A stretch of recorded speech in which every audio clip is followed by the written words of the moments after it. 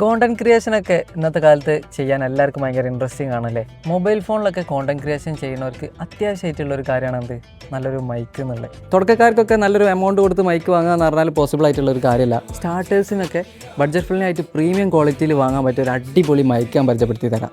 This is Holy Land Lark A1 highly cost effective portable mini microphone. ഇതിൻ്റെ voice ക്വാളിറ്റിനെ കുറിച്ച് പറയുകയാണെങ്കിൽ 3 ലെവലിൽ നമുക്ക് എന്ത് ചെയ്യാം, നോയിസ് ക്യാൻസലേഷൻ ഉണ്ട് കേട്ടോ. ഇതിപ്പോൾ ഓൾറെഡി നോയിസ് ക്യാൻസലേഷൻ ഉണ്ട് ഒരു ലെവലായിട്ടുള്ളത്. ഇപ്പോൾ ഞാൻ നോയിസ് ഒഴിവാക്കി കാണിച്ചു തരാം. കേൾക്കുന്നുണ്ടാവും, സറൗണ്ട് സൗണ്ടൊക്കെ കേൾക്കും. അതുപോലെ തന്നെ നോയിസ് ഓണാക്കി കഴിഞ്ഞാൽ പുറത്തത്തെ സൗണ്ടൊന്നും നമുക്ക് കേൾക്കില്ല.